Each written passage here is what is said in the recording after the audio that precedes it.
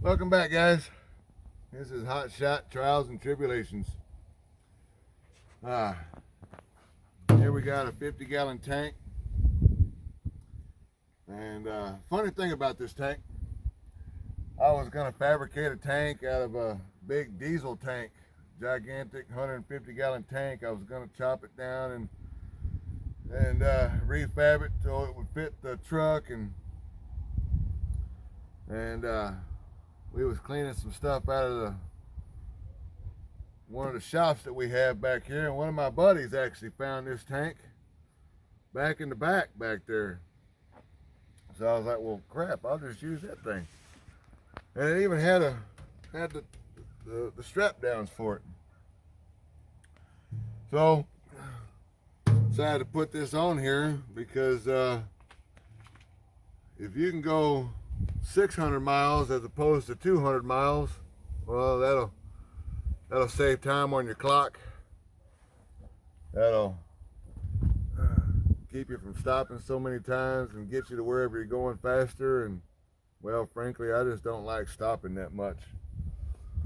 And so built the stand here, put this on here, and up under here, if we can show it, right here, I don't know if you can see my finger. Let's see. Yep. It already had a hole in it, and it was threaded, so we decided to plumb out of the middle of the tank and come out here with some piping. And we have an electric valve. It's a 12-volt valve. So they sell a bunch of different types of valves, 110 volt. They also sell a 24-volt valve. Well, you don't want a 24-volt valve because you'll end up burning this valve up because it won't be getting the right amount of voltage, I guess. And this is my second valve, actually. My first one was a 24-volt valve, and I didn't realize it was a 24-volt valve, but I quickly learned that was wrong. So we got it all wired in. So if you ever wire in any kind of electrical, you do what you want, but I like to put a fusible link just in case anything goes wrong. It doesn't blow the fuse in your truck. It doesn't burn up your truck. And I put it as close to the unit as I can. And so right here, we come out of the valve with a fuel line, a 1/2-inch fuel line, and it goes to, let me come around here.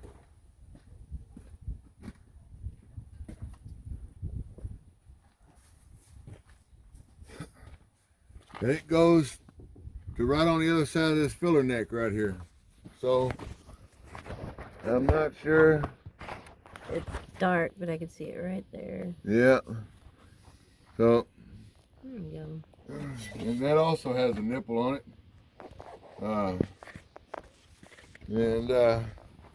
So I was going to tie this into here, but it's been hanging out there for 9 months. Well, actually, I guess not 9 months, but about 6 months.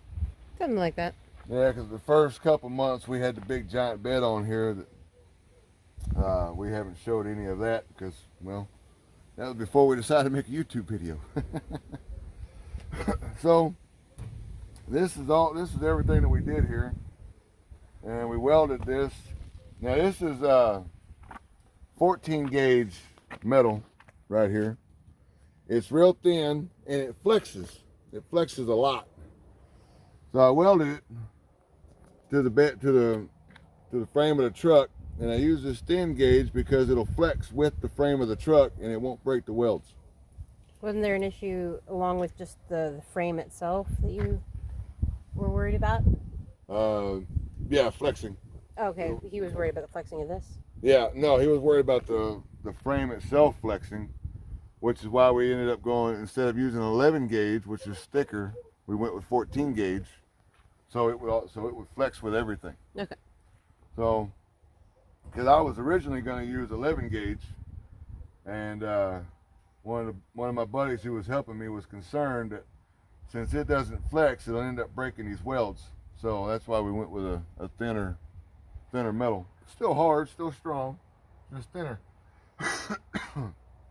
So we got one of those fast-paced deals where you can watch everything in fast pace. And we'll catch you up here in just a minute.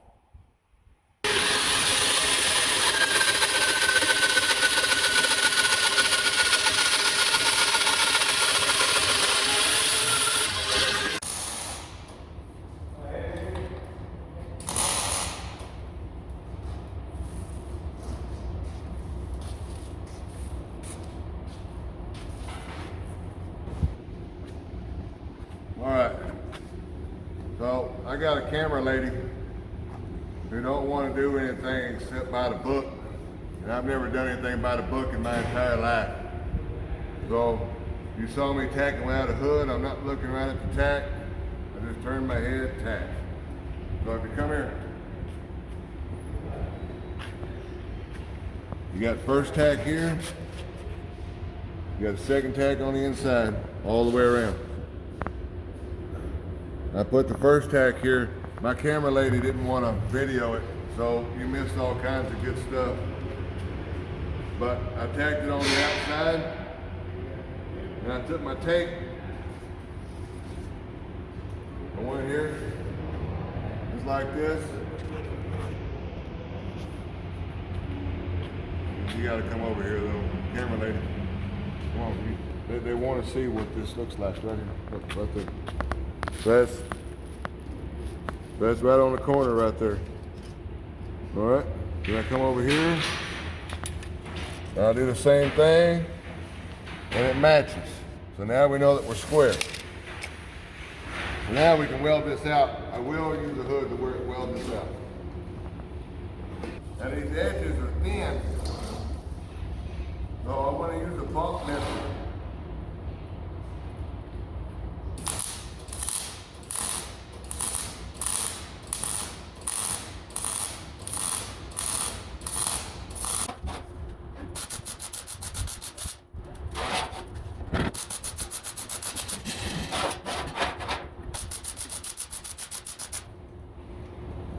Now, I know a lot of you hobbyists are gonna complain about me not wearing sleeves, or not wearing a neck guard, or not wearing a coat, or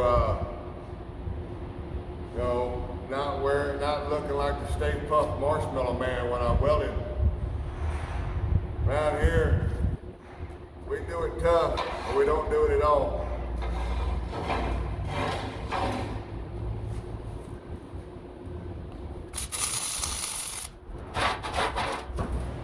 Now, if you notice, I'm doing opposite corners, that way it doesn't warp.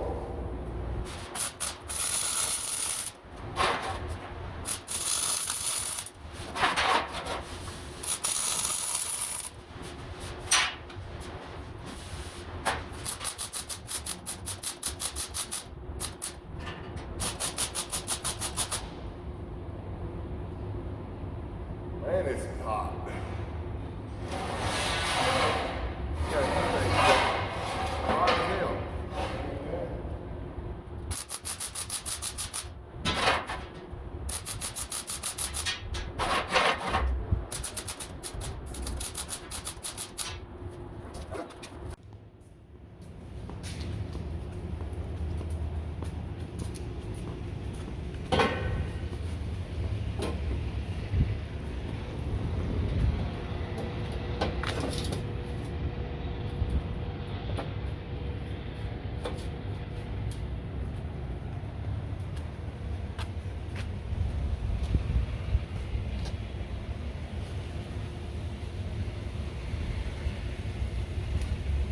There we go.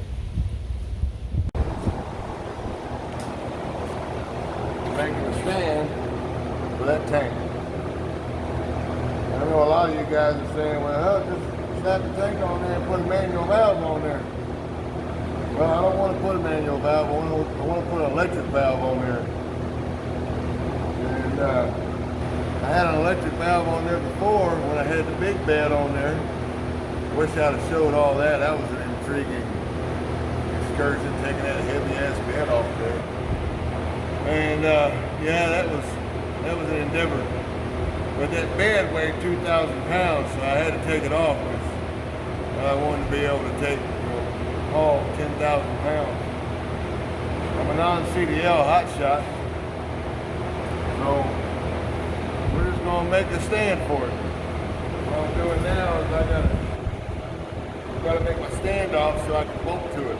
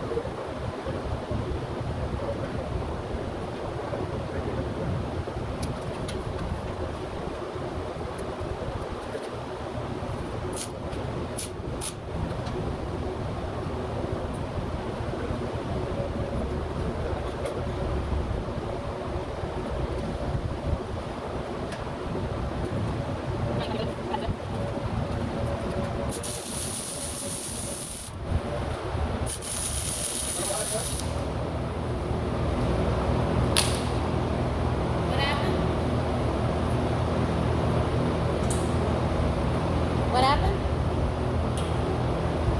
Are you supposed to drill a hole?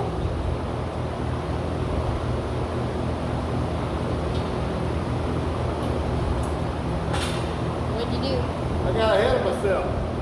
Were you supposed to drill a hole? It's been nice. I was wondering what you were doing. I guess I should have said something.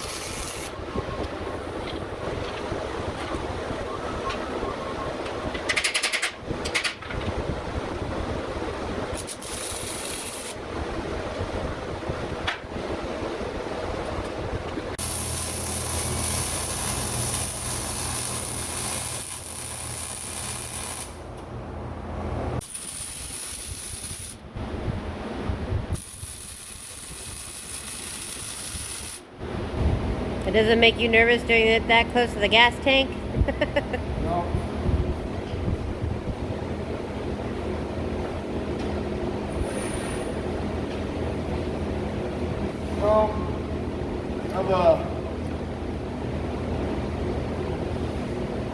When I was pipeline welding, I welded fuel junction lines that start at the bottom. You do your root all the way to the top. When you start that arc, flames coming out all the way around that pipe. And then when you get up to the top, that flame is just cooking. So this is a cakewalk.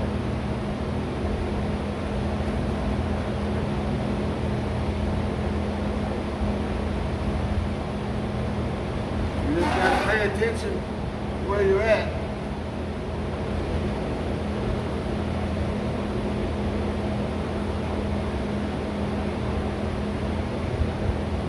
You get things to protect you while you're welding.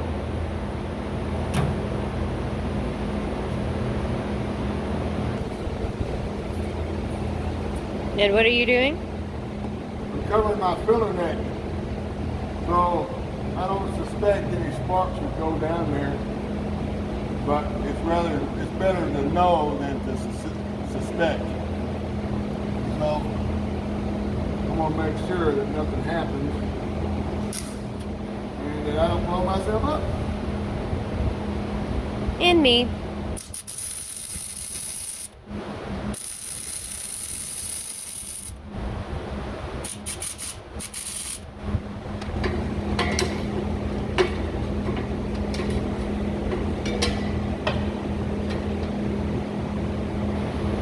That metal right there, I'm putting that there to block sparks from going underneath and catching things on fire back there.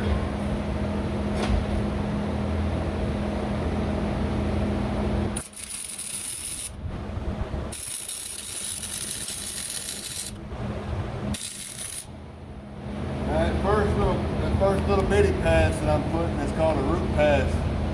That's just to fill up the gap, and then you go back in, you put a big pass on there, and it'll hold everything tight.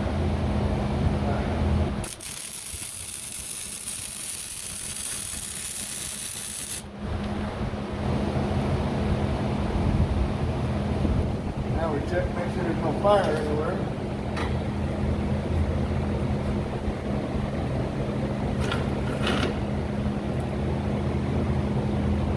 And there's no fire.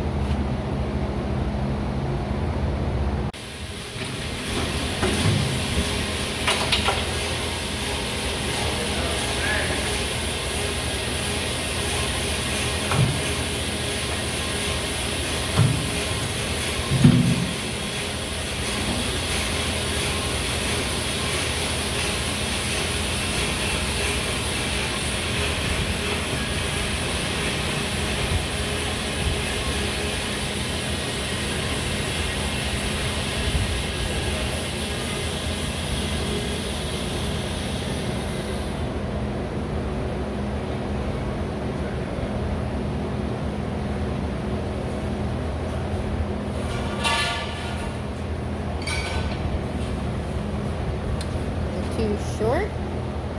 Or too long?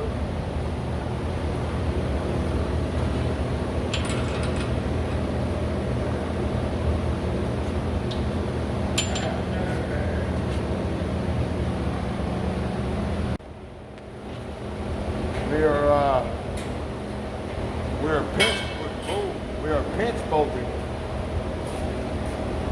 Because These nuts and stuff won't come loose.